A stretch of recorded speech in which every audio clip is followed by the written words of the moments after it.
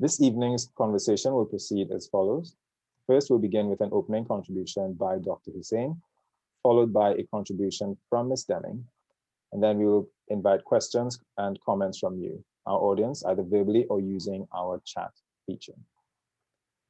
So everyone, we begin. Dr. Hussein. Okay, good evening, everyone. You would have to allow me to share my PowerPoint. Yes, you should be allowed to do so now. Excellent, thanks. You're welcome. So, okay. I'm going straight into it. Excuse Dr. Hussein, would you be able to use presentation mode, please? Yes, no problem. Great, thank you. So the last time we had this seminar, I glossed through this diagram, which explained basically the dangers of having an increased amount of Venezuelans work in the informal part of the non-tradable sector. Me and Professor Gonzalez, we have an ongoing dialogue about this. And I am concerned that if the economy ends up in the wrong place, such as D, for example, that it would end up producing the wrong combination of output in the Trinidad and Tobago economy. And whilst there may be some growth, it would come at a disadvantage to the non-energy current account balance. And I would discuss this in the substantive conversations that would come up later. I would focus on this diagram here a bit today. And one of the things that I think we have a responsibility to do is to educate the people of Trinidad and Tobago on how it is these migrants can affect our economy. So I have a simple diagram here, and there are quite a few students on, so I will take my time to explain it. And initially, let us assume that there were N workers in Trinidad and Tobago, and there are only two factors of production, labor and capital. Then, in the context of that, the GDP of Trinidad and Tobago would be ABN0, of which W0BN0 would be income accruing to workers, and ABW0 at income accruing to capital. The VMPL0 line is the value of the marginal product of labor, or simply the demand curve for labor. Now, if there is an influx of, in my guesstimate, about 55,000 Venezuelans to the Trinidad and Tobago economy, the supply curve would shift rightwards from S0 to S1. And the GDP in Trinidad and Tobago would increase from ABN0 to AGL0, of which BGLN is the increase in income in Trinidad and Tobago on account of the M migrant workers. This increase in income goes to two groups. The first group is HGLN, which is income to immigrants. And the second group is BGH, which in a two-factor economy accrues to capital. If it were more than two factors, it would accrue to all factors of production. What is worrying is when GLNH is a high proportion of BGLN. And that is something that policymakers would have to pay close attention to. Note the increase in income accruing to capital is W0BGW1, of which W0BHW1 comes from native workers. And that's where the outcry comes in the economy. There is an outcry in the economy because some income accrues from domestic nationals to capital owners as wages fall. Now, because there are some students on the chat, I try to show in another place how to calculate the immigrant surplus. I won't pay much attention to it here. What I did do is I took the income of the USA, and because data for the USA is very available, I updated the Borjas 1999 work, and in 2019, the USA real GDP was 19.5 trillion, and the amount of immigrants in the USA was 16.6%. and the share of labor in national income was 0.7. The factor price elasticity stood at minus 0.3, which means that if there were a 10% increase in labor, there would be a 3% contraction in wages.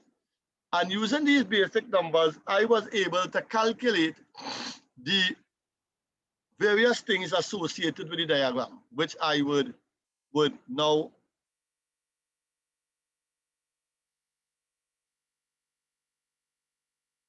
hello? Dr. Hussein? Yeah, I'm not sure why my screen, oh, I just tried. So Okay. this is the US economy here. And I was able to calculate, Christian, just to be sure, are you all hearing me? Yes, loud and clear.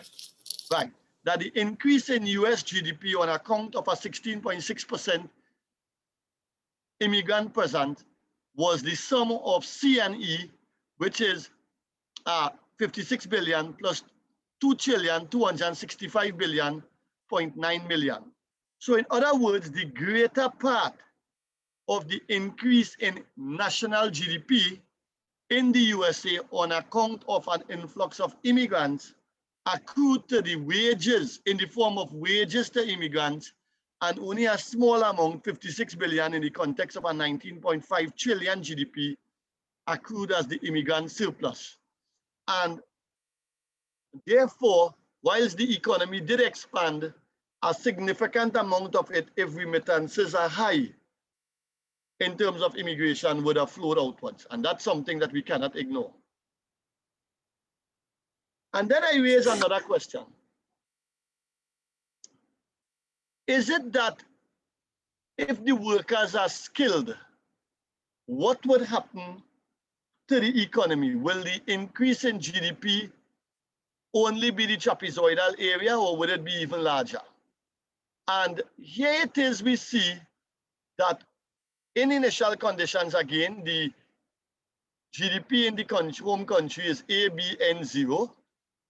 And this is on the assumption that the value of the marginal product of labor, or the demand curve for labor, is lowercase FL.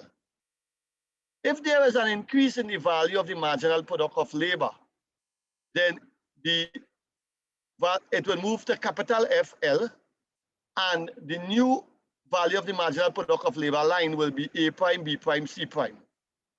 Immediately, national GDP would increase by A prime, B prime, BA. And if we allow the supply curve of labor to shift rightwards on the assumption that these are now skilled workers, and therefore they would have a positive externality on the home country, then the overall increase in GDP and the immigrant surplus moves to A prime, B prime, BA, B prime, C prime, D. And that's something that we have to be very careful about, because in doing the re-registration exercise, must include an understanding of the skills of all the natives in Trinidad and Tobago, not just the 16,523 natives that came before. And I appeal to Minister Young and the powers that be, therefore, to change the narrative away from a re-registration exercise to one that registers all the Venezuelans here in Trinidad and Tobago, so we can make better allocation of their skill sets. Now, what I went on to do is to quote from a series of papers to show, for example, there is a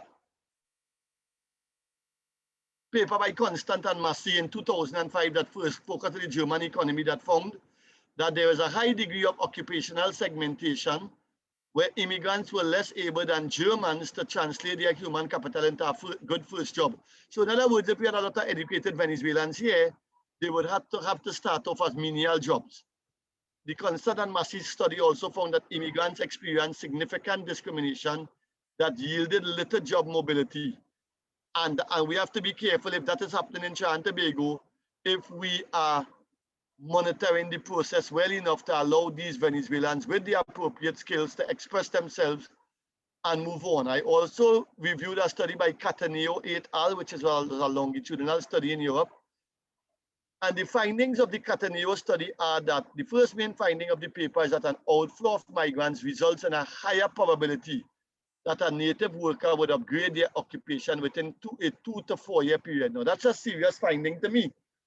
If it is, migrants could lead Trinidad and Tobago nationals to improve and move on to a higher occupational finding, then we have to understand why. And one of the avenues is that we have a comparative advantage in our culture, and we have a comparative advantage in our language, and therefore, when it is Venezuelans take the lower end jobs, our people may be able to move on to better opportunities because of their comparative advantage in this country.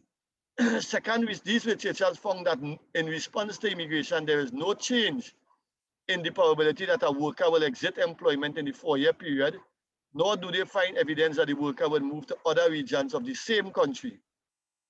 So in other words, nationals were not very adversely affected. And third, and very importantly, Cataneo et al. Found that with immigration, there is an increased probability that native workers increase their income by adding self-employment. And you know, I have seen that people are now opening more opportunities, selling more doubles, selling more fruits, selling more things that the Venezuelans need and use. Certainly they are in opening more bars so that they can benefit more from the things that the Venezuelans like. They are, because some of our people are capitalizing on the option. In another longitudinal study by Diamory and Perry, focusing again on Europe, they found 4 main results. And these are: immigrants push workers to occupations with a stronger content of complex skills. Indeed, they found that a doubling of the share of immigrants in a skilled country cell increases the specialization of natives by 5% to 6%. So when immigrants come into your country, the natives become more specialized. So in other words, if it is the Venezuelans are taking up the toting the concrete job and the toting the mortar job on a construction site, the natives move on to plastering the wall and welding, more superior jobs. This adjustment should take place without any adjustment on the employment rate of natives. It also implies that a doubling of the foreign population is associated with a 0.7% increase in the monthly income of natives. There is also an increase in the average complexity of job offered to new hires. So when new nationals get jobs, they start off with a higher jobs because the Venezuelans and the immigrants take up the lower end jobs. And they also found that if we split the country groups into 2 sets, then those with strong employment protection legislation and those with weak employment protection legislation, then that natives are displaced towards more complex jobs on account of immigration. And this is more intense in those markets with a low level of employment protection legislation. And that is something that we will have to look at some more in terms of our employment protection legislation.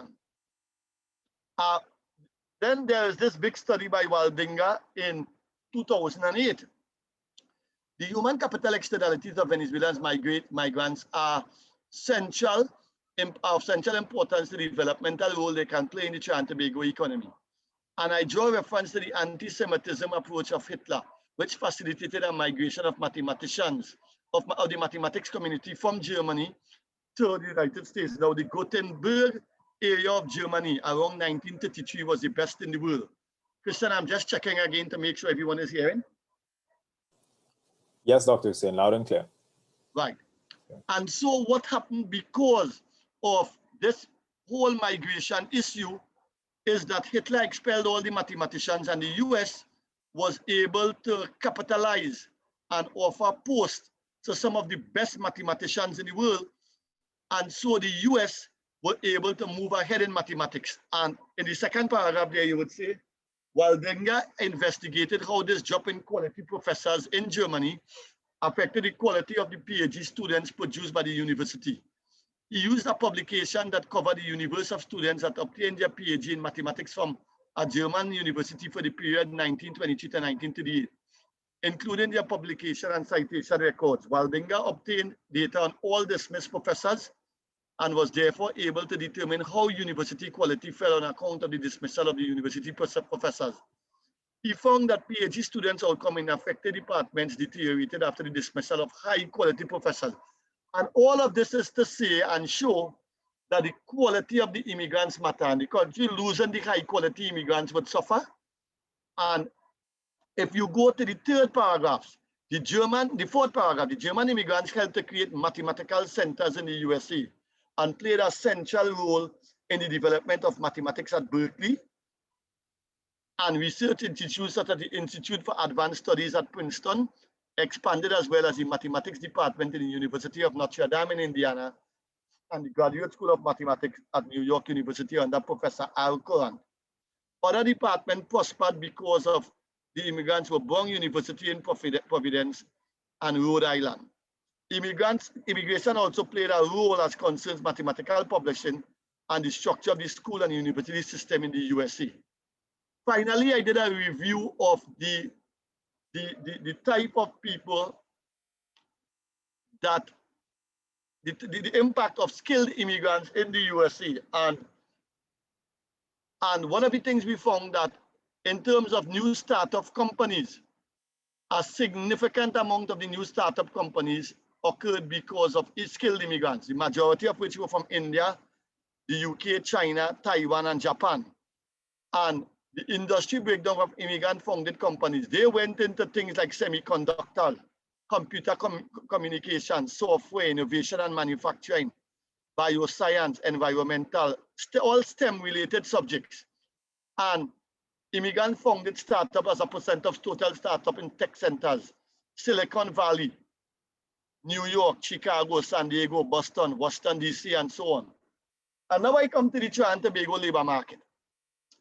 And this is something that I am having a debate with Professor Gonzalez and other people about, because Professor Gonzalez, it really bothers me to see that a significant amount of the Venezuelans are going to the non-tradable sector. And more so, I think they are going into the informal part of the non-tradable sector. So it isn't even captured in GDP.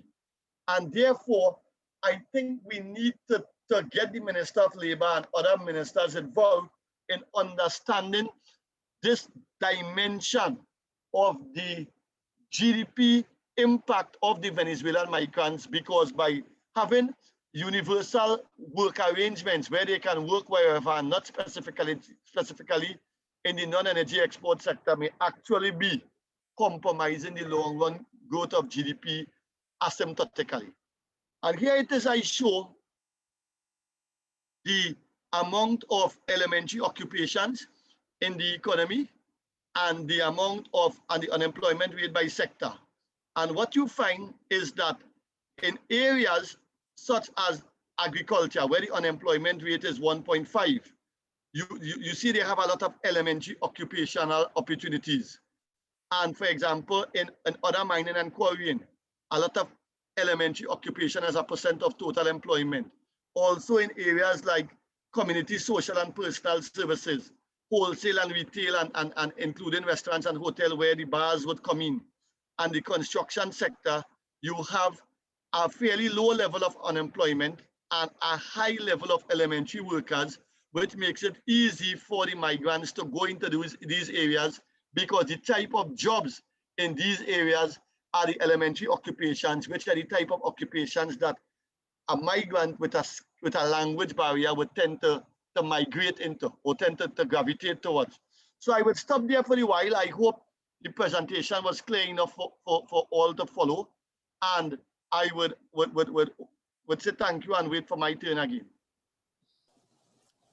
Thank you very much for your contribution, Dr. Hussein. Next, I'd like to invite Ms. Deming to give her opening statements. Ms. Deming.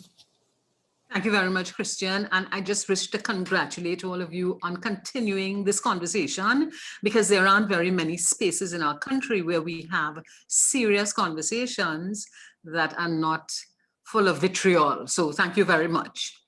I want to start my contribution by just saying that I'm a baby boomer, and the baby boomers were born between 1946 and 1964. Now we are fast approaching the twilight of our contributions. That is significant because there is a 1934 Pensions Act, which says that there's mandatory retirement at 60. And you may be asking yourself, what is the relevance of this to the Venezuelan question? And the relevance of it is that in 2024, the last cohort of baby boomers will retire.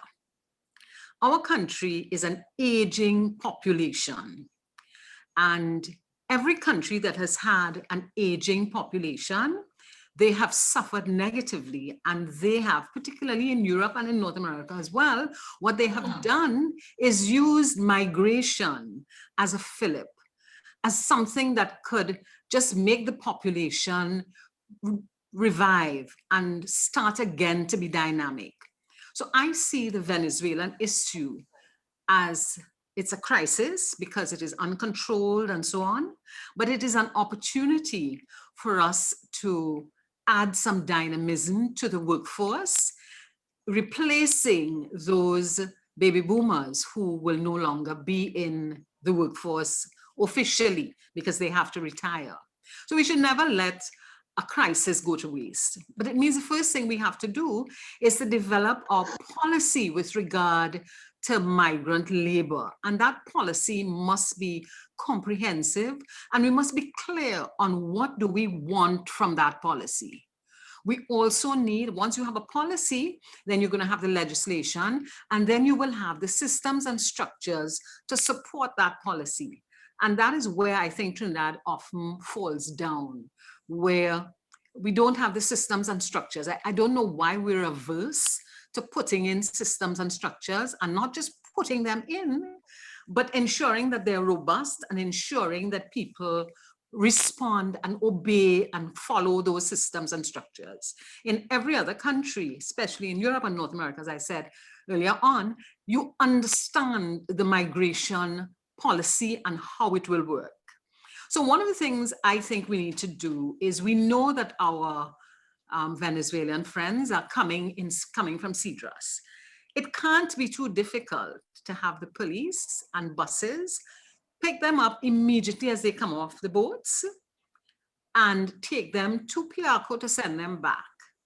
But when we get there, we have some kind of data collection to identify who are the professionals among them, who are the unskilled, who are the skilled, and offer to those persons who are consistent with the gaps that we have in our labor force, offer them the opportunity to stay. And once you have that, then they are likely to make a contribution.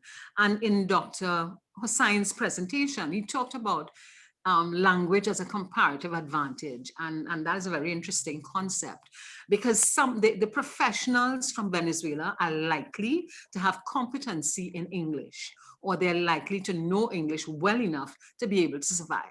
So that would be an opportunity for us to find professionals and skilled labor that we could bring into our workforce very, very easily.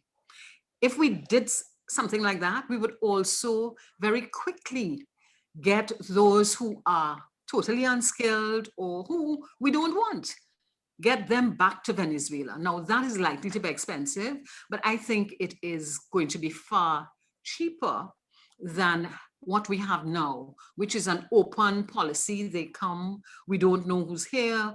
After a while, we decide, let's register them and so on, by which time you've had them being absorbed in areas of our economy and our labor force, which are not necessarily positive.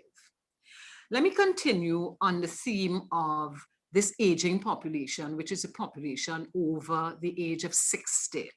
The last census was done in 2011, and that said that 13% of the population was over the age of 60. The next one was supposed to be done last year, 2020, and was not done. And there was an extrapolation that by the time we do the 2025 census, what will happen is that we will have maybe 17 to 20% of the population over the age of 60. Now, there are various reasons for that, and just 3 quick reasons that I want to talk about. One is low fertility rates, which is being exhibited, which the data is saying that we have low fertility rates. The second factor is that we have high migration rates, which we know because from ever since I've been a child going to school, our population was 1.3 million. Just in the last year or two, we have acknowledged that it is about 1.4 million. So we've had a high level of migration. And then the other issue that we've had is because we're going to have low mortality rates, it means that that aging population is going to boom. It's going to become extremely large. So we need to start looking at the psychosocial issues that we will be treating with. Here's another statistic that I came across when I was trying to prepare for this presentation, that the expected birth rate is 2.2 children per couple. In Trinidad, it is 1.7. So we have a number of factors that are affecting the size of our population. And it is my view that we need to have a data-driven approach to the Venezuelan situation.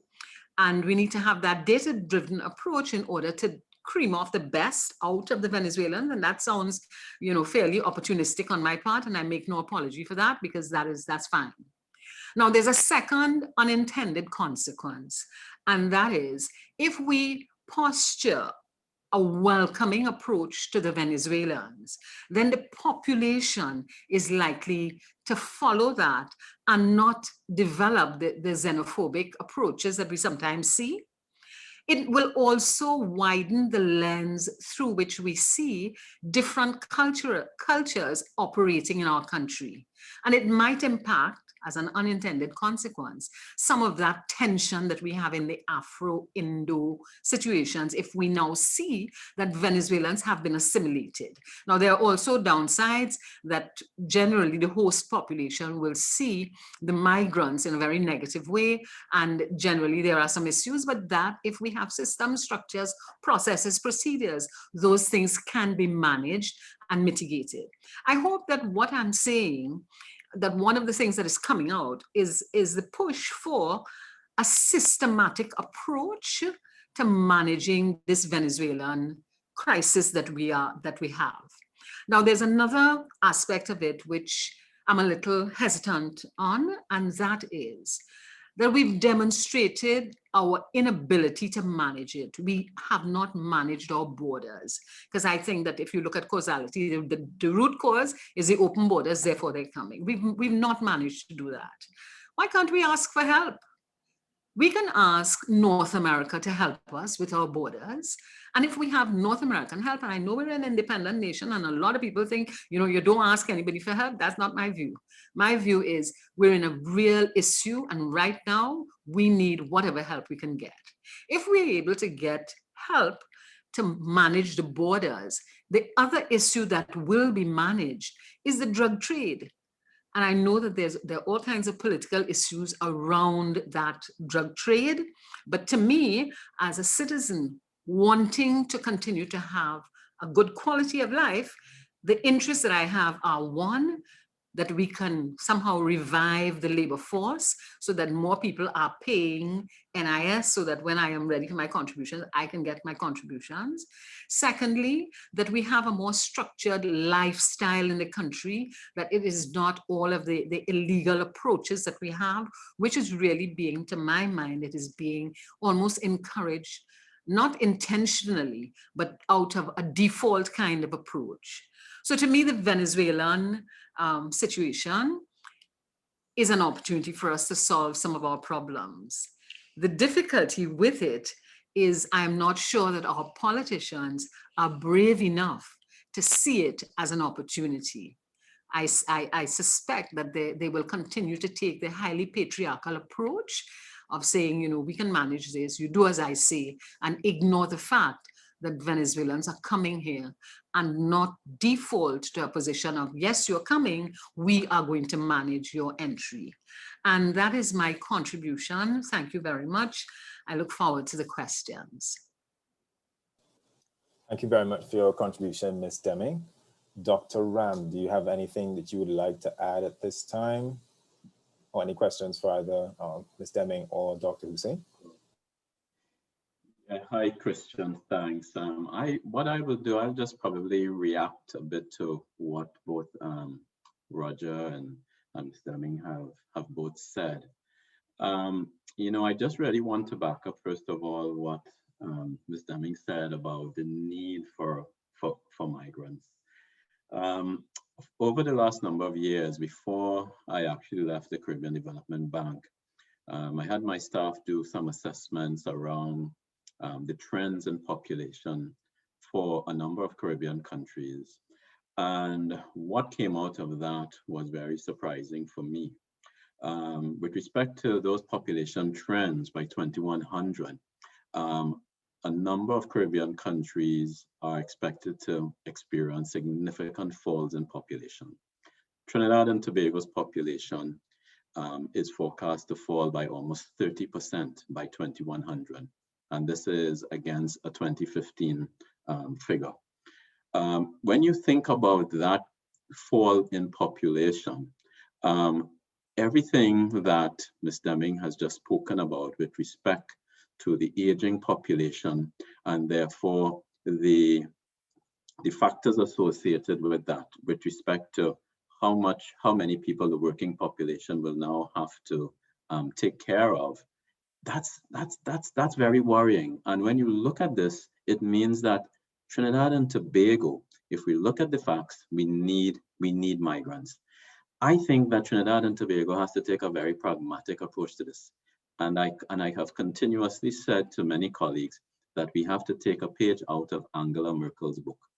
Angela Merkel, when she allowed 1 million Syrians to come into Germany a few years ago, yes, it was out of a need to want to help, but she also understood the imperatives of doing so and the importance of doing that for Germany with respect to, she knew that the German population was in decline. She knew that birth rates were also in decline. And so Germany required migrants in order to keep the population going. So it was actually very, very good policy. And I think Trinidad and Tobago needs to take a page out of that book, out of Angela Merkel's book, and do the same. Now, let me just respond a little bit to what I heard from Dr. Hussein. And Dr. Hussein has done a really great job of the economic analysis.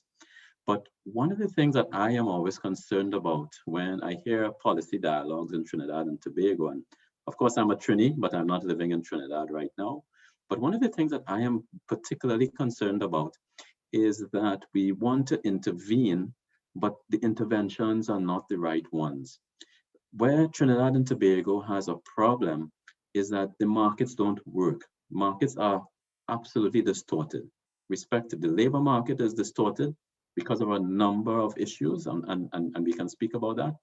But there's even a more important market that does not work well in Trinidad and Tobago, and that is the foreign exchange market. When a small island developing state does not have a proper functioning foreign exchange market, it leads to absolute distortions throughout the economy. What tends to happen is that non-tradable sectors become the prize, while we all know in small island developing states, the tradable sector is what is gold for us. That is what is required. We need to have people working in export-oriented sectors, and on the flip side, perhaps working in import substituting sectors. That means the incentive to do that really comes from a proper functioning foreign exchange market. And I think that while we speak about a number of things, unless some of these underlying markets are not working properly, we are continuously going to see factors of production, including labor, going into the incorrect sectors of the economy. And I think that it's time for us to have that overall discussion, because I can see from questions that are coming out from the chat that there are concerns that there are a number of things that Trinidad and Tobago just isn't doing well. And so even though we have migrants coming in and we absolutely need them, we need the other aspects of the economy to operate well in order for people to then go towards and to be allocated to the right sectors. Now, as you would imagine, I am quite a an advocate for free markets, because I ultimately believe that economic freedom is what drives prosperity. And I think we need to be looking towards that. How can we free up the markets so that we can get entrepreneurs doing the right things? We can get entrepreneurs going into producing export goods and services, or producing goods and services that are import substituting. I think once we have those markets working well, then we're likely to see any influx of migrants. They will then migrate internally into the right sectors of the economy. But if those internal markets aren't working well, we're going to see some of the distortions that Dr. Hussein spoke about earlier, and some of those concerns that he has will become manifest. Okay, thank you very much for your contribution so far, Dr. Ram. Next, Dr. Gonzalez, would you like to comment on what has been shared so far? Yes, thank you, Christian. I think where me and Roger differ on this question is that Roger assumes that the country has the capacity for growth and diversification, which I do not see. I tend to look at Trinidad as a middle income country that is stuck. It achieved middle income status largely on the basis of an energy sector, a commodity, and it hasn't been able to develop the capacity, largely the technological capacity and the social capacity, to really grow beyond that. So it is stuck here at this point in time, and it is struggling for a way as to how to get out of that and to move into a whole lot of other sectors that will involve serious innovation, technological development, et cetera, et cetera. Now, the economies that you tend to refer there to, and I've seen your references, but I've not been able I still have to check them. But to a large extent, you're talking about migration into Europe, largely Western Europe, not Eastern Europe, and into North America, where these economies have gone past the middle income status. Or if you were Switzerland years ago in the 60s and so on, you were already middle income and you were looking now to expand and go up to the next stage. So you were looking for cheap labor, and your population was at a stage where they were growing significantly in terms of skill development. So they were moving up the ladder in terms of their skill development, and the economy was able to absorb that because the economy was moving into these whole new sectors. I remember in Switzerland, they used to say that just now the Swiss people wouldn't want to even clean the streets and go work in the hotels and all these things until the 60s. And that was so true because they were able to get migrants to be able to come to do a lot of those jobs. And as we saw later on, migrants just moved in a tremendous amount. I don't have the figures, but Switzerland has roughly a population of about 6 million. And then you had probably about at least 2 million or probably more than that. I don't have the actual figure that were doing these labor-intensive jobs. Now, you transpose that to a country like Trinidad and Tobago, and you find that the situation is quite different here.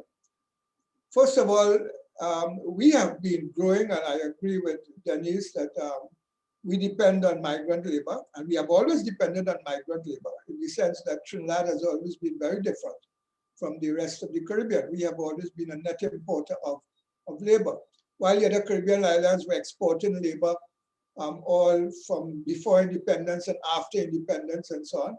Trinidad was always importing labor. It's only after independence Trinidad began to run into some problems, and you find that in the 80s there that we became to some extent a net exporter of migration, of migrants. But later on, for instance, as the boom started as we entered the 21st century and the boom started here, we again went back to be a net importer of population. And I think I mentioned on the chat where the Commissioner of Police pointed to 100,000 illegal immigrants in Trinidad and Tobago. And this is just about last year, I think he mentioned that. And we know that labor has been coming here and working in the gas stations, in agriculture, and a whole series of other places. We haven't documented it properly. We don't know exactly what it is. And we can know just from personal experience how difficult it is to find domestic help, people in the childcare industry and so forth, because Trinidadians have more or less, through higher education and technical and so on, moved up the scale somewhat. So what I think is important to add to all of this is that all of a sudden now we have been faced with an energy sector that has collapsed, and it is not coming back because fossil fuels is dead. We have talked a lot about that. That has gone. It's not coming back. So we have to find an alternative to that. That is now matched by this COVID experience, which I'm not sure I'm seeing the figures, the proper figures for the consequences of this COVID. I mean, I was reading, for instance, about what's been happening in Europe and Britain and so forth. And there's been a tremendous amount of unemployment that has resulted all in the retail sector, which we are not talking about here, and which I believe would have happened. The amount of retail outlets that have closed because they just, there's no longer any demand. Businesses are shutting down, retail businesses are shutting down because people are going digital, so they no longer need the staff. Read about all the big stores all in London and so forth, how many of them are closing down because of the fact that people are no longer coming to buy and so forth. Restaurants, people are no longer going there and stuff like that. All the big hotels, all in Geneva and places like that have been closing. And I mean, the same consequences taking place here, but we're not talking about it. So I tend to suspect that we deal with a large number of people who are currently unemployed and who are not going to easily find jobs even when things start to recover. So we have to factor all of that into the present circumstances, present situation that we're dealing with, to see basically how do we manage that, how do we get out of that. I agree over the long term, yes, we need that, we need more labor, and if we can get the economy going, and that's a large assumption we're making there, and we need labor because there is a shortage of labor, and if we get skilled labor, certainly that will help. But we're in a short to medium term situation that could be very difficult to manage. And I'm a little worried that the way we are pursuing that, we're not likely to do a pretty good job. But let me stop there and we could have a further discussion later on. Thank you. Thank you very much for your contribution, Dr. Gonzalez. Dr. Hussain, would you like to respond to what Professor Gonzalez said?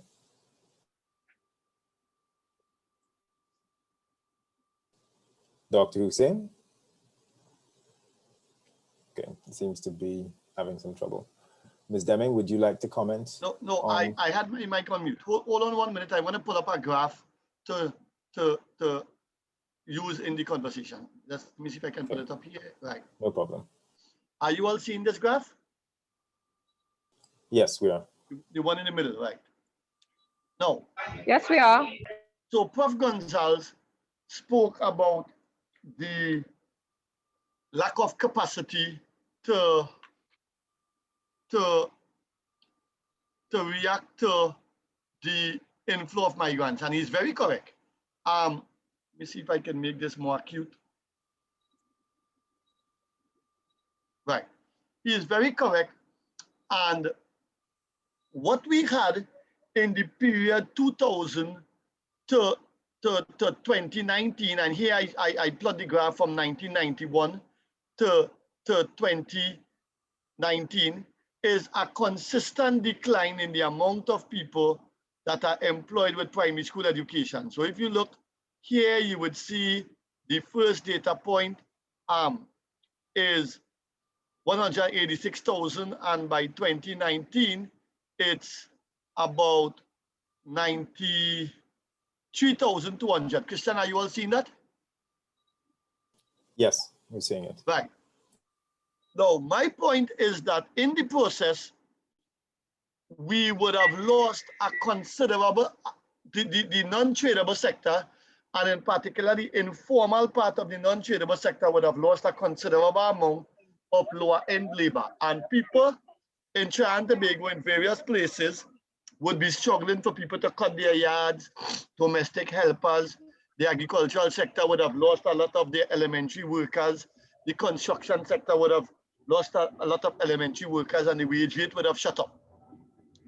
The recession in Trinidad and Tobago from 2015 to 2019 didn't significantly lead to a sharp increase in the unemployment rate. In fact, if I am to go by official numbers, that remains somewhere around 4%. What I think has happened, Prof, is that the informal non-tradable sector that remained, sorry, the non-tradable sector that is alive has made use of the informal aspect of their business. So for example, you could have a bar and you could normally be employing 2 people, or a construction sector and you could normally be employing 2 people.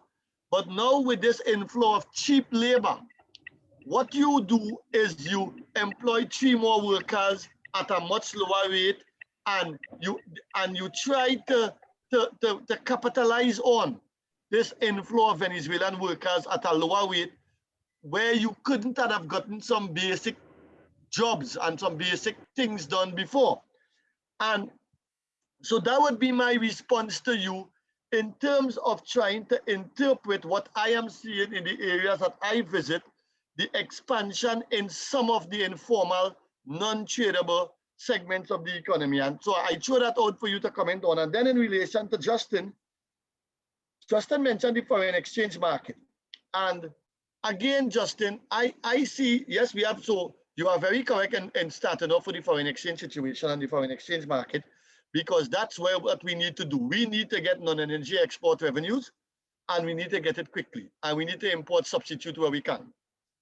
But isn't the problem by causal, and I would dare say, isn't the fundamental source of the problem the structure of the labor market that was motivated by the Dutch disease, and therefore we are where we are because we have not intervened on the labor market? So I would just stop with those two responses there. I hope it made sense. Thank you very much, Dr. Hussain. So I'm going, right now I'd like to give Dr. Ram the opportunity to respond to Dr. Hussain, and then we'll come to Dr. Gonzalez. Yeah, thanks, Christian.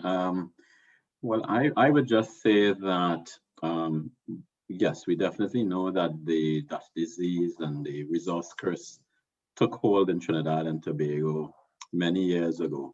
And one of the main manifestations of that, and actually one of the causes of that, is around the real effective exchange rate, where, as we all know, it appreciated considerably in the 2000s. That is during the time when we had this boom in natural gas production.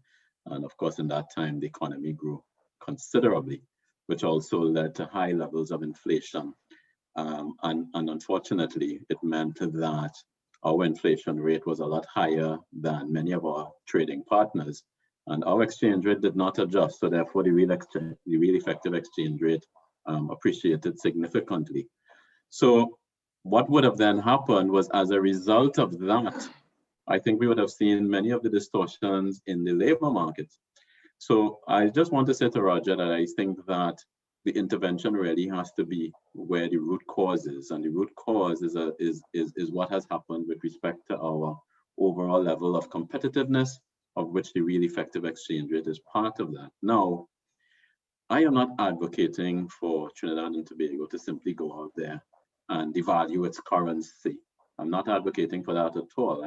I'm saying that that has to be one of the tools in the toolbox that must be considered along with some other things.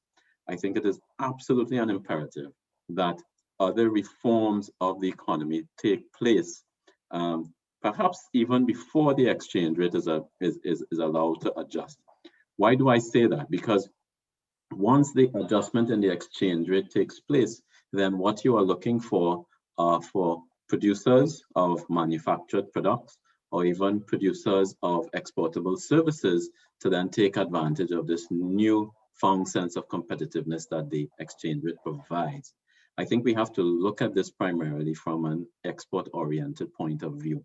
So there are a number of structural reforms that need to take place. I think that Roger is fully aware of that. I think Professor Gonzalez also spoke about that in his interventions. Now, the issue that Trinidad and Tobago has is whether or not we have the luxury to sequence those adjustments, or whether we have to do them simultaneously, what I like to call the changing of the wheels while the bus is moving. I think the latter is what has to happen. we have to do a number of things simultaneously, but it's going to mean that all hands must be on deck. And there needs to be a vision in place for Trinidad and Tobago to say, okay, here's where we want to go. We want to diversify our economy. These are the adjustments in the structure of the economy that are required to get us there. And let us take advantage as well of this newfound resource that we have that has now come to us in the form of new migrants. I think that it's imperative for us to see the new migrants as a newfound source of competitive advantage. But if the economy is allowed to function properly, we would find that those migrants will be allocated in the right sectors, and people will have an internal migration to the right types of sectors based on that marginal productive labor that Dr. Hussein spoke about. So I am of the view that we have to deal with the root cause of the problem within the economy, which is around that real effective exchange rate, doing some adjustments to the structure of the economy to help us diversify. And it means that all hands on deck must be on board, because we don't have the luxury of sequencing. We probably have to do a lot of these things simultaneously, all at the same time while we have migrants coming in. Because we have to face up to it. It's a fact. We have migrants coming in, and we want them to go into sectors that will provide net benefits for the Trinidad and Tobago economy. And let us ensure that the economy is functioning well to allow that to happen, first of all. Thank you very much, Dr. Ram. Professor Gonzalez. Yes, thank you, Christian. Just to reply to Roger, I think the first point is that Roger is pointing to certain sectors of the non-tradable economy. I think he's pointing largely to bars and restaurants, and he's saying that these things are expanding and they're likely to expand with this cheap labor. But if you look across the board in the non-tradable sector, you do have, okay, some expansion in some food areas, but you have a significant amount of closure in other areas. If you walk through the malls, for instance, you find a lot of stores have been closed. I've walked to 2 malls, West Mall and the other mall. I've seen a lot of places closed.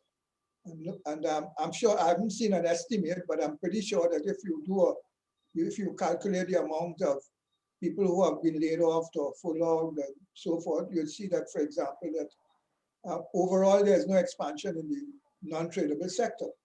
And I'm saying this because from my understanding of the way the economy functions, if there's no booming export sector where you get that surplus from the energy revenues, and the government that then engages in this kind of massive spending, then there's no demand to really drive that kind of activity. So there's no demand to really drive a non-tradable sector as we had before. I mean, we see it basically in the business people in that area complaining that they cannot continue to function, they can't get foreign exchange, etc., etc. People are not buying as they did before and stuff like that. So I tend to feel that there's some kind of overestimation in Roger's mind as to how that non-tradable sector is behaving. But I'm waiting to see the data on it, and then we'll try to settle that discussion. Moving on on the question of the transforming the economy, and I agree totally with Justin that there's no need to intervene in the labor market. We have just to correct the distortions, and we know what they are. We've discussed them at length here about all the distortions with the CPEP work and the various policies that where trade unions are not flexible enough in terms of getting labor to move in the various sectors and so forth. All of these things, of course, may change under the weight of what is happening right now, because you have to, in a way, accept a job security as against unemployment as that we're likely to face. But what Justin mentioned is quite correct. All the prices have been distorted, the exchange rate and so forth, and all the kind of deficit spending that we have engaged in. All these things have to be corrected to get markets to function properly. And once we can sort of take measures to increase productivity and so forth, I think we can get back a labor market that functions properly. And this brings me to the other point about where we need to go, and are we getting the labor that we need to go in that direction? We need to go, I fully agree, to the tradable sector, both the exportables and the importables, the import substitution ones, and which we could compete in. And are we getting the skilled labor to really compete in those sectors? Because we cannot compete on the basis of cheap labor. Anything that we are going to sell outside there, we must sell it on the basis of skilled labor that is relatively good, properly priced and so forth, competitively priced, so that we're hoping that to some extent we could find that labor. That labor, I'm not sure is coming from Venezuela. I mean, from what I've seen, yes, we have some skilled people. There was a figure given in the UNHCR study, I can't remember what it was, about 15 or 20% had a certain amount of technical and academic skills and so forth. But I'm not sure you're getting the kind of skill you need for a manufacturing sector that is going to be able to compete. As I see it, for instance, the kind of skills that the manufacturing sector on the whole needs to upgrade. And you're talking about software engineers, as well as the new machine types to handle all that new technology in AI and machine learning and all that kind of stuff that you require in that manufacturing sector. I'm not sure you're getting that from the Venezuelan migrants. So you would probably have to train the Venezuelan migrants in order to probably upgrade their skills over time to be able to make full use of them. And let me say also that in absolute terms, the numbers are still relatively small. 50,000 may look, even putting it at that figure, let's assume it's 50,000. 50,000 is still not really a figure that would take care of a lot of the needs that we would have here. And it is, I think, Roger, you said something about 2.5% of the labor force. Well, it is small in terms of what the overall demand would be. So that I think we would have to kind of go out deliberately to try to attract skilled labor.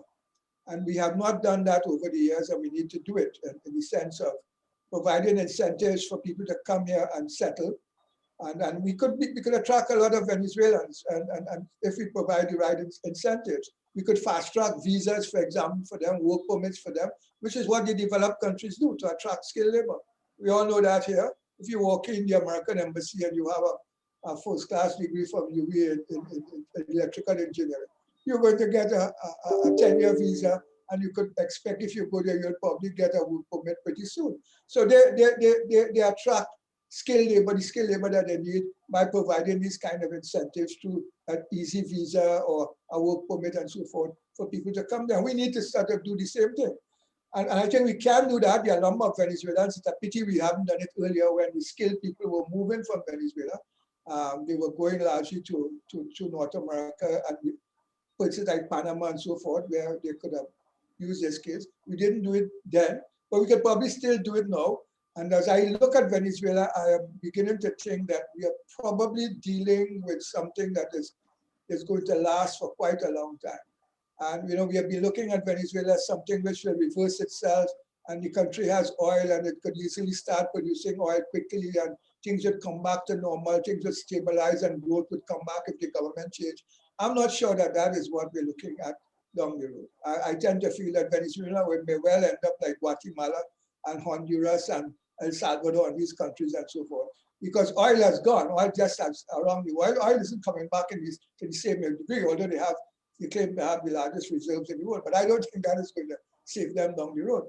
And so that I think we are likely to see a significant amount of migrants still moving in the future, and the possibilities for recruiting skilled labor, which could be attractive for us here and so on. But we would have to design the right policies to do that. And let me say, for example, that we are the Caribbean country that we and Barbados, we attract the most skilled labor within intra-CARICOM integration. Between us and Barbados, we attract a certain number each year. I saw the figures just for some years ago. We have been attracting skilled labor from the rest of the Caribbean. So we stand a good chance to really attract that skilled labor if we go about it in a systematic way and provide the right incentives for migrants to come here who have that certain skill. Thank you. Thank you very much, Professor Gonzalez. Next, I'd like to just bring Ms. Deming in to comment on what's been shared so far. Ms. Deming. All right. Thank you very much, Christian. There are a couple issues that I think I'm not hearing us have a conversation around. And one of them is the creative sector, which is a sector that is suffering quite a lot. And how could we work on, how can we capitalize, how can we find the opportunities in that creative sector for when our economy opens back? Because I don't anticipate that we're going to open back for a while. But so we need to start looking at what do we do with regard to the creative sector. And I'm not hearing a conversation around the creative sector. The other thing I'm not hearing a conversation around is the service sector. And I remember under Patrick Manning, there was the, one of the towers was allocated for companies that are high tech. They have special fiber there. And every time you call a call center and you get someone who cannot speak English very well, it frustrates me. So to me, there is an opportunity, which is why I tuned in to the comment that Dr. Hossain made about speaking English as a comparative advantage. But the bottom line on all of this is I do not think that Trinidad has a manpower plan, so that I don't think we know where the gaps are. I, as a citizen, don't think that we know where we're going to focus. So in order to determine what kind of migrants we want, those are some fundamental things that we have to work on. But my real passion is that the Venezuelans are coming. And as long as our borders remain as insecure as they are, they will come. So we have to structure and systematize their entry so that we can at least use them. Otherwise, we will continue with chaos. And that is my big issue. Comments? Thank you very much, Ms. Deming. Dr. Hussain, would you like to jump in here? Yes, so I would start off by saying that Justin is very correct about the real effective exchange rate. But he also mentioned changing the wheels of the bus as we move along. And I agree with that as well. Being that it will not be moving the exchange rate, nominal exchange rate, for example, from 6.79 to 12 or to 11 that will solve all the problem. You will probably have to use a combined approach, one of which is tackle the nominal exchange rate and another one of which is tackle the labor market itself. Because whilst the labor market will allocate people in terms of the best options that are available, and the best options that are available now, I think, is in the informal non-tradable sector. If we modify the real effective exchange rate, the time lag that it will take to allocate the labor is something we have to take into consideration. And that time lag comes with the cost of a decline in of our stock of foreign exchange if we exclude energy inputs. So that's something we would have to definitely take in mind. And also the Venezuelans represent a way to improve the real effective exchange rate without probably even changing the nominal exchange rate if we were to target them into the import substitution and non-energy export sector, and in so doing improve our external competitiveness by lowering price. So I would just throw those two out, but he's very correct about one of the root factors being the real effective exchange rate. I'd also like to throw out that a very, very low hanging fruit that we seem to walk straight past for some miraculous reasons is the fixing the ease of doing business index. I mean, if we can move that from 105 to about 40, a rank of 40 within a 1 year period, we would have done a lot for improving resource allocation in the economy within that time period. And I think that's an endogenous factor that we could fix that does not require a vast amount of resource outlay.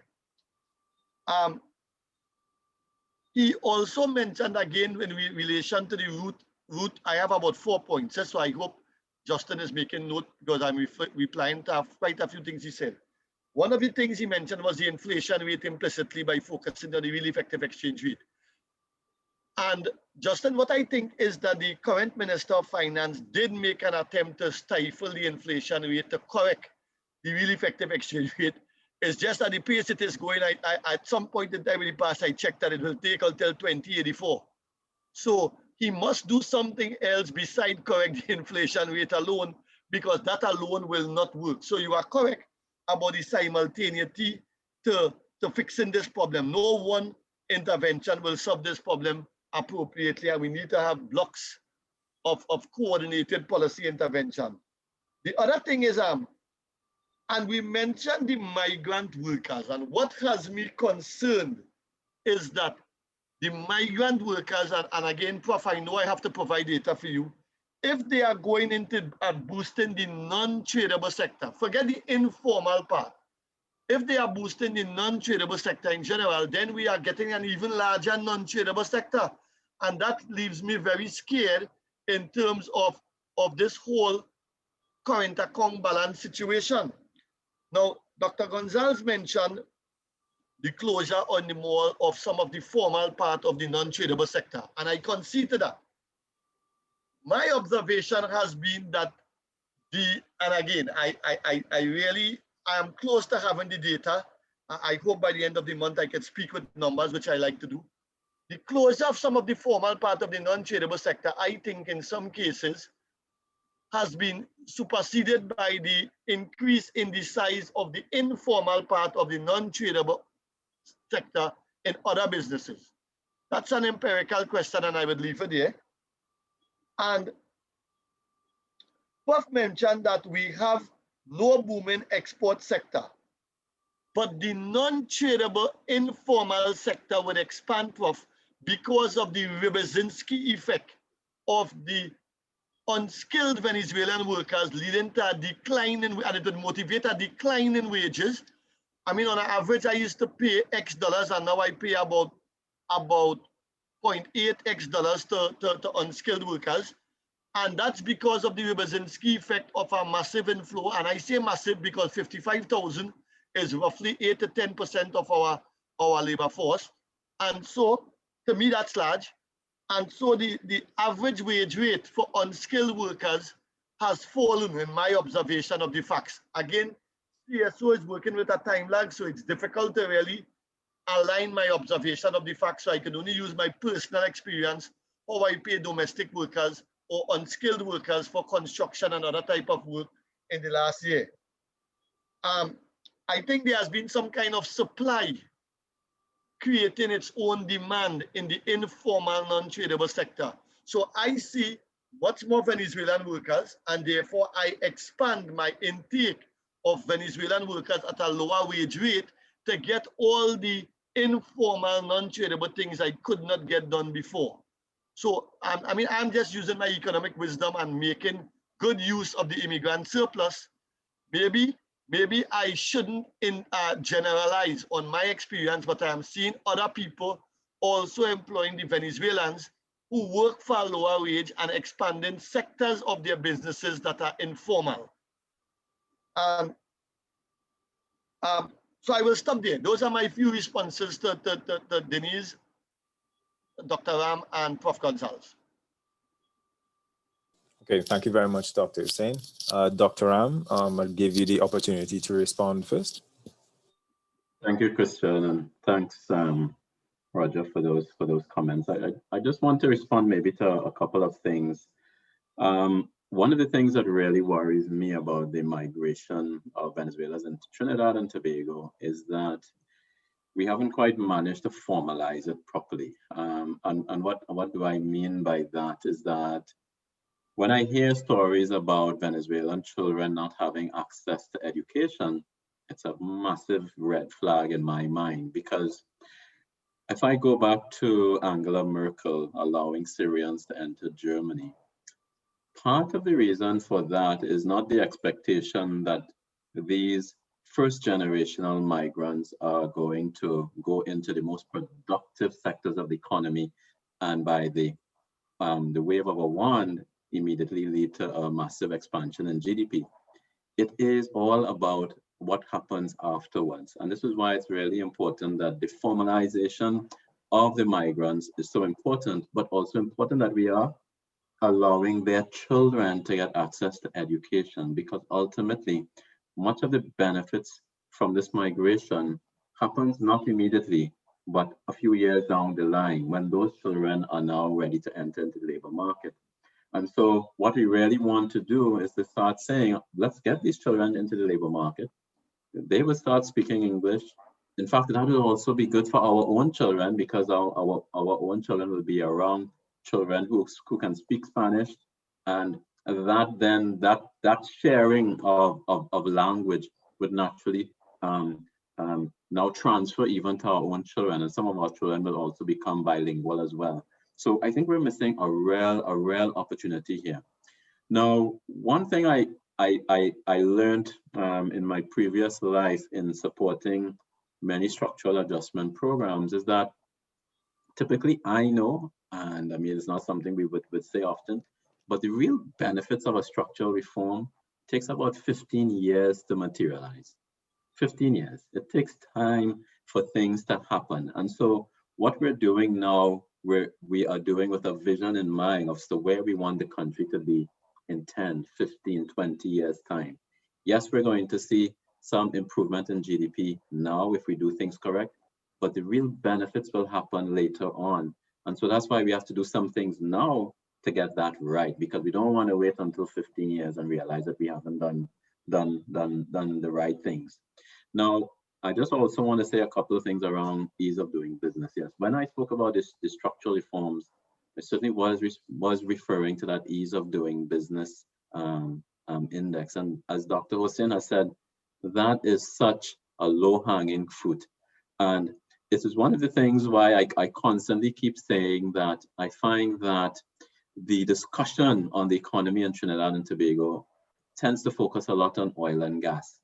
I don't hear enough discussion around diversification and around improving the business environment. That is where the future is, because as Dr. Gonzalez or Professor Gonzalez recently said in his last intervention, oil and gas is no longer the future, and we have to start thinking in that way. How are we going to transition and transform the economy towards a new fossil fuel less type of economy, carbon-free economy? And so these are the things we have to look at. And I think in relation to that, I think that Ms. Deming's intervention around the creative industry is so important, because if you really now work it back and you understand that oil and natural gas, that's not the future for us anymore, particularly now with the change in the US administration, and you're hearing Mr. Biden speaking about, well, they are moving really rapidly towards renewable energy and away from fossil fuels. They've just canceled that XL pipeline from Canada to the US Gulf Coast. The writing is on the wall. And if you think about it, where do we have significant capacities? It is in being creative. And it's quite fortunate now that I'm actually working on a paper looking at how to diversify some other Caribbean countries. And one of the things, a methodology that I'm using, is that the best way to diversify your economy is to look at your existing capacities and try to build out on that. Now, if we look at the capacities that we have, I mean, without a doubt, Trinidad and Tobago is such a creative place, and we need to be building on that. We have capacities in there, and we need to now build out our diversification strategy around that. Of course, we have capacities in oil and gas, and perhaps we can think about going into geothermal drilling and things like that. But I think ultimately, when you think about where Trinidad and Tobago needs to be heading, it has to be in a service-oriented and a creative industries pathway.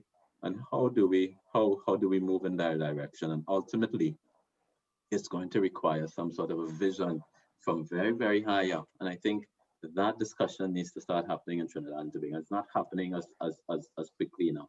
So if we're able to maneuver the ease of doing business index in the right direction, have some vision as to where we want to go, understanding that oil and gas is not the future. Yes, it will probably still play some part, but a lesser part in our economy, moving towards creative industries.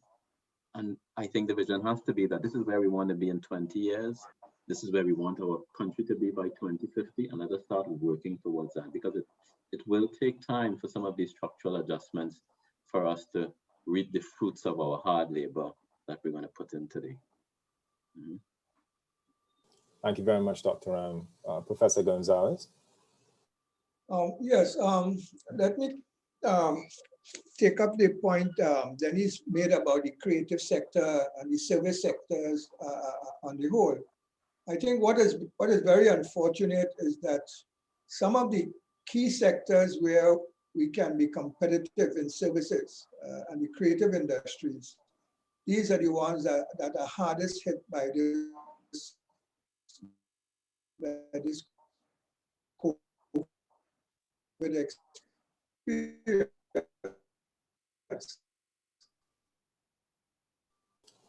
Professor Gonzalez, you're breaking up.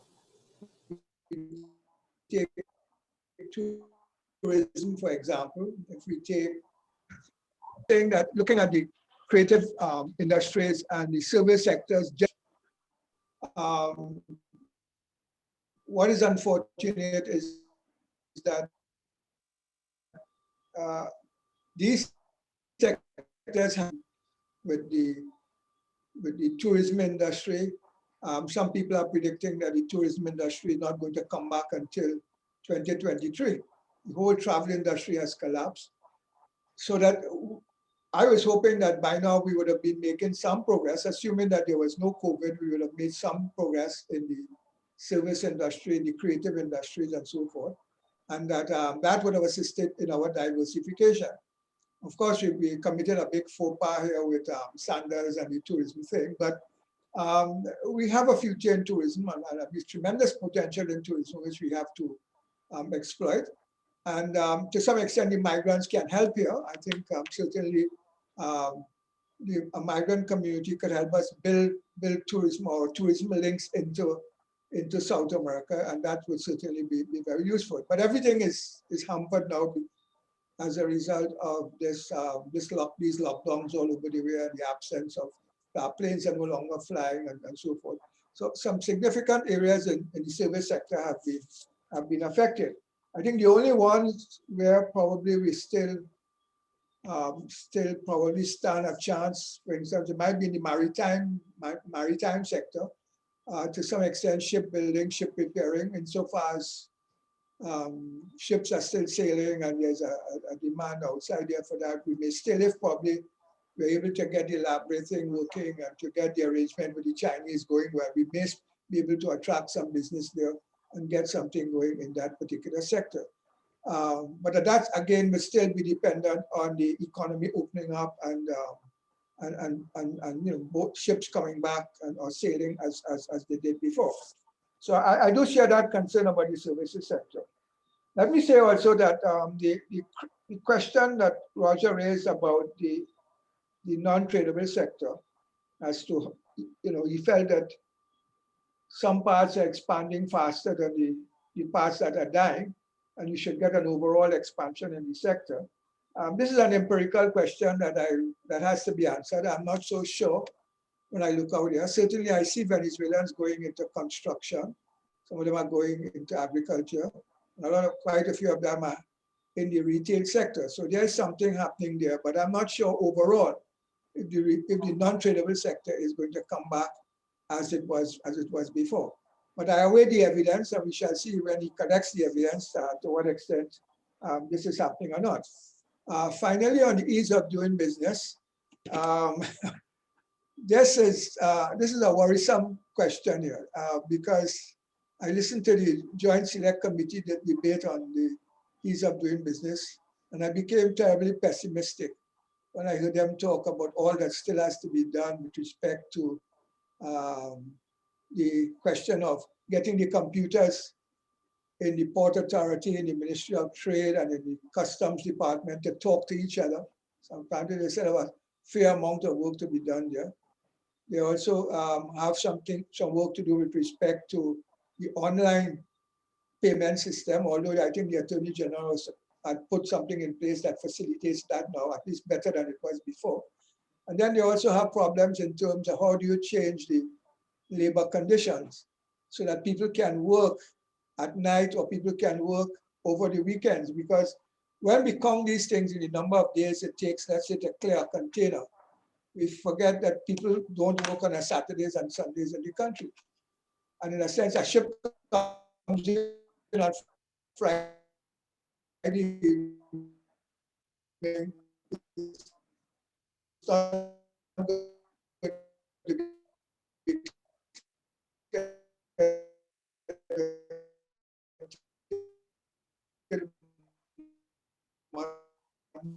Dr. Gonzalez? Tuesday.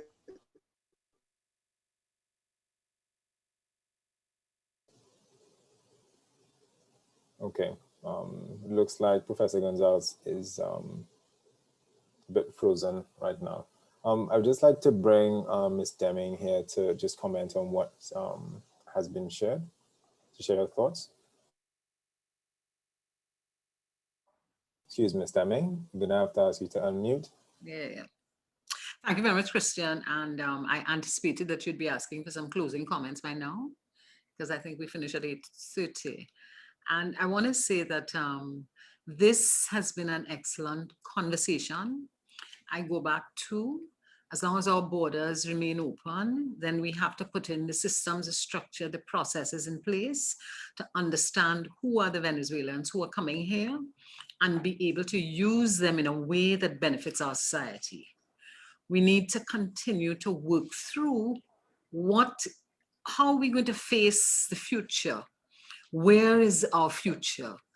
The comment about fossil fuel being no longer a conversation. I haven't heard anybody talk about windmills in this country. There is some conversation about solar, but then there's a big conversation about hydrogen, but again, hydrogen goes back to fossil fuel. So we need to shift the conversation. But I think the biggest issue is that there is no vision. I cannot say to anybody, this is the vision of Trinidad and Tobago for 2025 or 2050. And if we don't have a long, robust, hard vision, then we will continue to be dealing with the immediate activities and not achieve the potential that our society can achieve.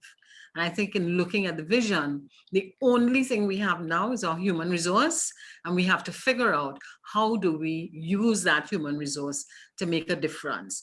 I just wanted to make another comment about the tourism sector. I think that the tourism sector is not going to open up before 2024.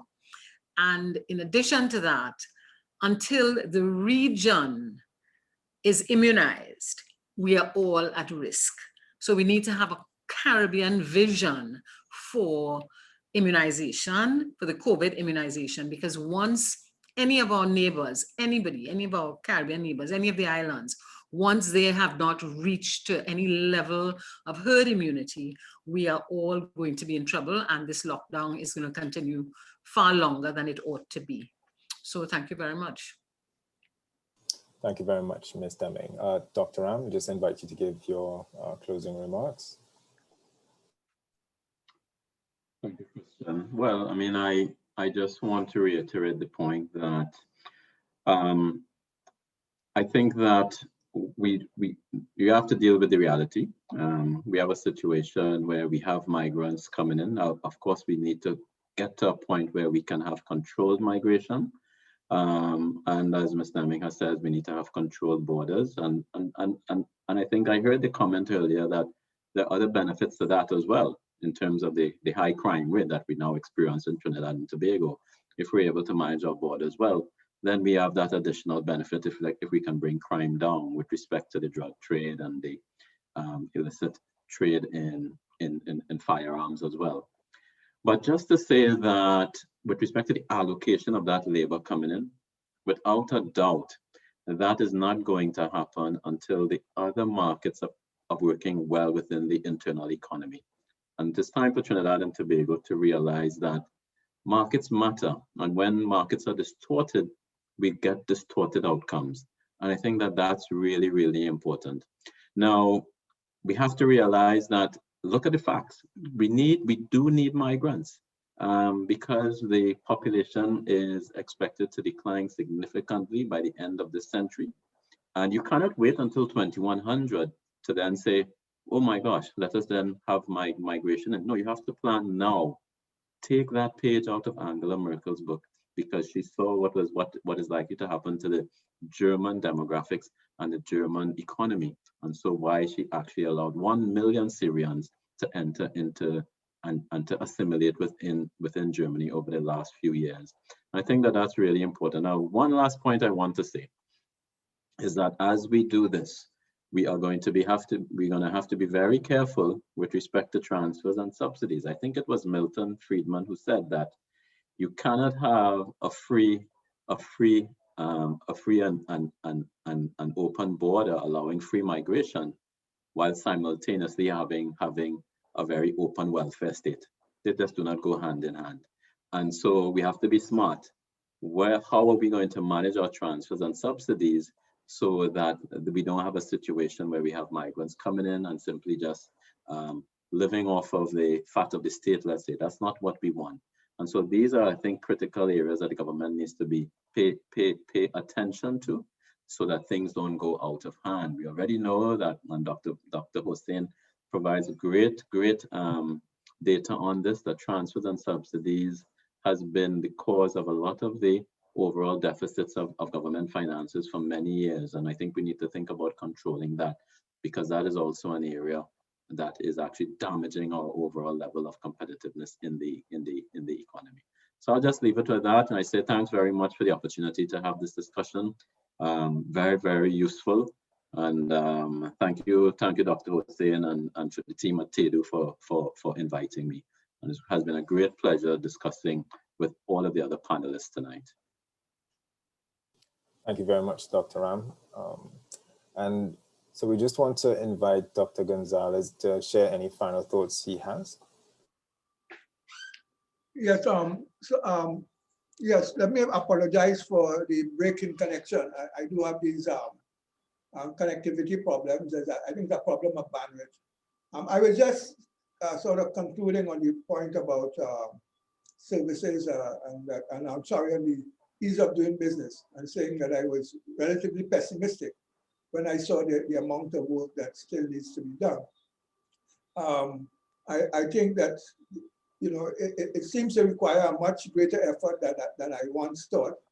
And somehow we are sidetracked into a lot of other things. We are trying to deal with too many other things at this point in time. And a lot of that is not really going to be accomplished in the time frame that we need to get it done. But as Justin said, we need to walk and chew gum at the same time, and, you know, simultaneously do a number of things, and somehow have to try to make the effort to get all these things done. I would say that, you know, in conclusion, that this is a debate that we need to keep having. Things are changing, the world is changing, and in a sense, we need to keep on top of that world to try to discover how that external environment is changing in such a way that it may be favorable to us. We've seen, for instance, this change in Washington, which I think might be favorable to us in terms of what we could do, and, you know, things that we can do probably with players outside there that we couldn't do or we might have been impeded from doing if there were those changes. So we need this kind of discussion in a way to keep on top of it. And thanks again to Roger for inviting me. And I look forward to future discussions on the subject. Thanks to all. Thank you very much, Professor Gonzalez. Dr. Hussein? Well, thanks for all. Thanks to Rebecca and Christian for coordinating this session as usual and trying to keep the public, you know, aware of the ideas that flow out from the various panelists. Thanks to Ms. Deming and Prof. Gonzalez for deep ideas that, you know, you see the difference in backgrounds, bringing out a wide cross-section of thinking. And what we need to focus on is how do we connect these dots between the comments we make and policy implementation? How do we convince the policymakers? Because some of the things we say here, for example, the ease of doing business, has been around for about 10 years. And what is also very clear and very useful, and we will continue this dialogue for probably for about 3 to 5 more sessions, is we need to understand the dimension of this Venezuelan immigrant situation. It's real, it's a factor boom that could have a resource curse aspect, or it could have a productivity gain aspect. And it really boils down now to how do we use what we have. Important in all of that is data. And we must have data-driven analysis, not speculation, not you know, a little angel on top of your neck telling you something. It must be data-driven. And we at TEDU, we are trying to collect some data now. It's going slow, but we are trying to collect some data because the policy must be based on solid facts. And even if some arms of government, they are not turning as quickly as they should and they don't have the material, once we and people like us put it in the public domain and we do it in a credible scientific way, it will get traction. And so that's why these conversations are so very important. Such prolific people commenting. Thank you all very much, team. And we look forward to see how we could add some more value in 2 weeks' time. So thank you. And thank you very much to our panelists, Dr. Hussein, Ms. Deming, Professor Gonzalez, and our first time appearance by Dr. Ram. We really appreciate you joining us this evening. And to our audience, we would not be here without you. And so we'd just like to ask everybody, stay safe, socially distance, wear your masks, and do have a good evening and enjoy your weekend, everyone. Do take care and have a good night.